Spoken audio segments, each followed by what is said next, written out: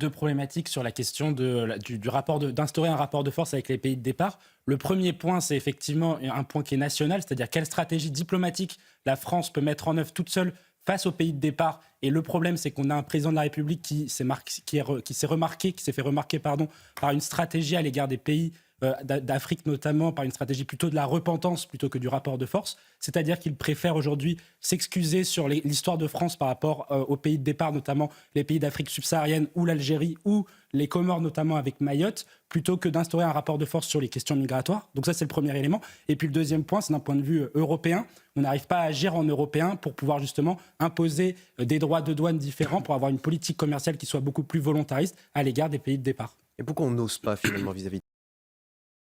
Il faut voir ce que font les autres pays européens en la matière, notamment un pays qui s'en est beaucoup démarqué, c'est le Royaume-Uni.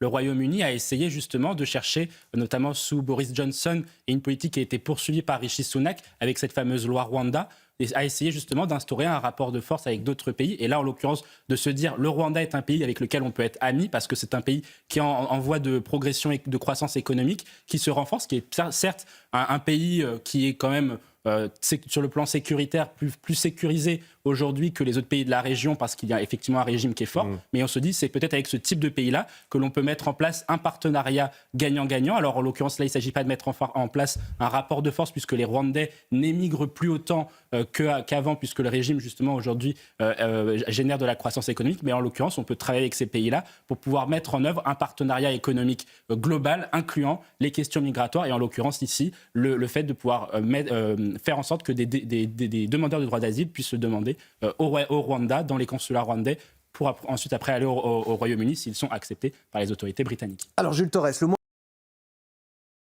qu'il aurait présenté.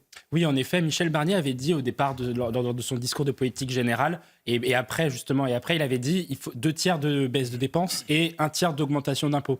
Quand on regarde un petit peu la réalité des mesures qui sont proposées, on est plutôt aujourd'hui à 50-50. 50% sur l'augmentation des impôts et 50% de baisse de dépenses. La difficulté, je suis d'accord avec ce qu'a dit Jules Torres, c'est-à-dire qu'en fait, il est très compliqué de pratiquer des politiques de baisse de dépenses en si peu de temps. Pour 2 raisons. Parce que, déjà, vous êtes obligé de mettre sur la table tous vos ministres et l'ensemble des ministres vous dit non, c'est pas dans mon ministère qu'il faut faire des réductions de dépenses, mais il faut les faire ailleurs. Et donc, c'est difficile de mettre d'accord les gens en 15 jours, alors que normalement la procédure administrative et parlementaire met plusieurs mois. Et puis le deuxième point, c'est qu'il est très difficile de mettre en œuvre des réformes structurelles dans un temps aussi court quand on a aussi peu de capital politique, puisque Michel Barnier aujourd'hui doit composer avec une majorité qui n'est pas réellement une majorité, avec des personnes qui, dans son propre camp, alors qu'ils ont cramé la caisse, lui expliquent qu'ils ont telle ligne rouge, telle ligne rouge, telle ligne rouge. Je fais référence notamment à Renaissance et à Gabriel Attal.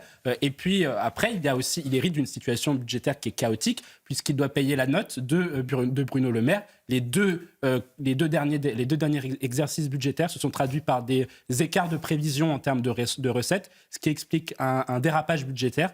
11 milliards en 2023, 16 milliards en 2024 et peut-être 20 milliards en 2025. Ça fait quasiment 40 milliards à chercher et que Michel Barnier doit chercher en un budget. C'est quand même très compliqué. Bernard Cohen.